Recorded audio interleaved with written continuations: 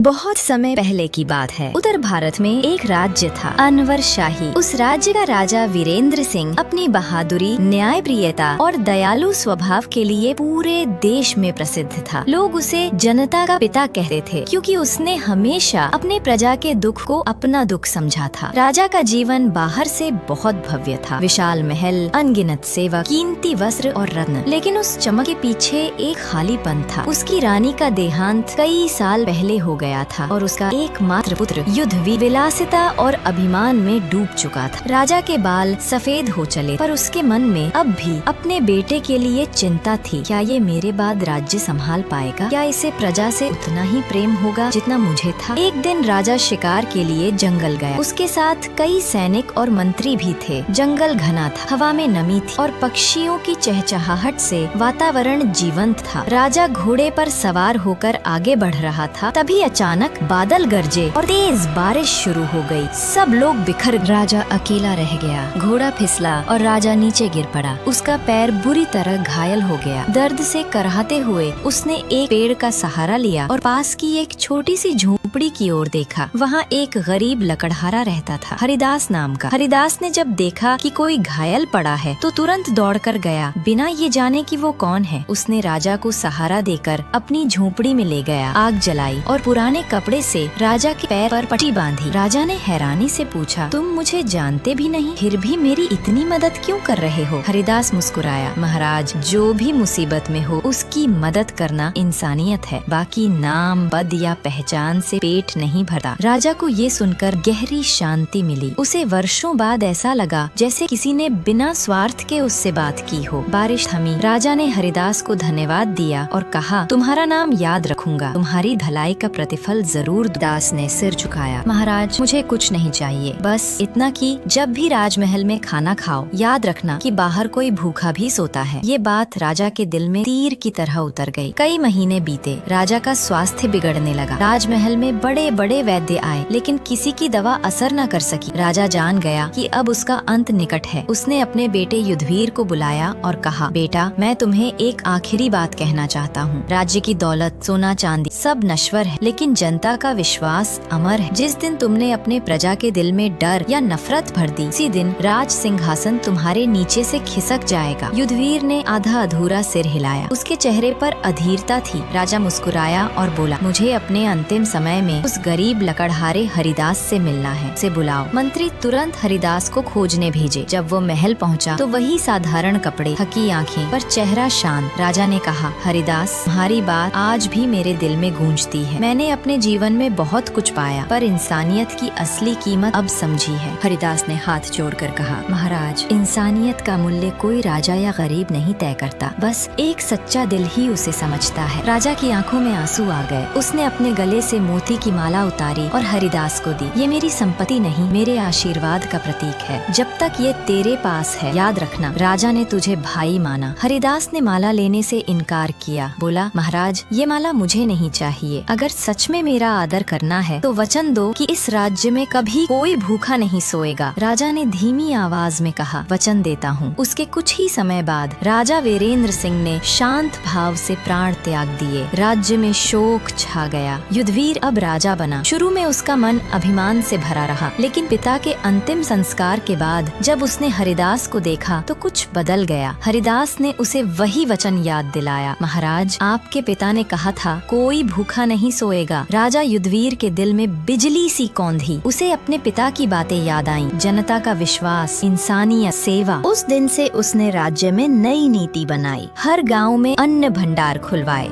जहां हर गरीब को मुफ्त भोजन मिलता। गरीब किसानों के लिए कर घटाए गए और स्कूल खोले गए ताकि हर बच्चा शिक्षा पा सके। धीरे धीरे राज्य में खुशहाली लौट आई। लोग अब फिर से अपने राजा को वीरेंद्र सिंह जैसा कहने लगे। एक दिन युद्धवीर उसी जंगल में गया जहाँ उसके पिता गिरे थे। वहाँ उसे हरिदास की पुरानी झोपड़ी मिली, पर अब वो झोपड़ी खाली थी। हरिदास का निधन हो चुका था। राजा ने आंखें बंद की और कहा, पिताजी, मैंने आपका वचन निभाया और उस हरिदास को नमन जिसने मुझे इंसान बनना सिखाया। उस दिन से अनवर शाही सिर्फ एक समृद्ध राज्य नहीं रहा, वो एक मिसाल बन गया, जहाँ राजा और प्रजा में फर्क नहीं था, जहाँ राज सत्ता नहीं, इंसानियत सर्वोपरि थी। कहानी का संदेश, राजा वही सच्चा सच्चा होता है जो खुद को नहीं अपनी प्रजा को सबसे ऊपर रखे। इंसान की पहचान उसके पद से नहीं उसके कर्म से होती है।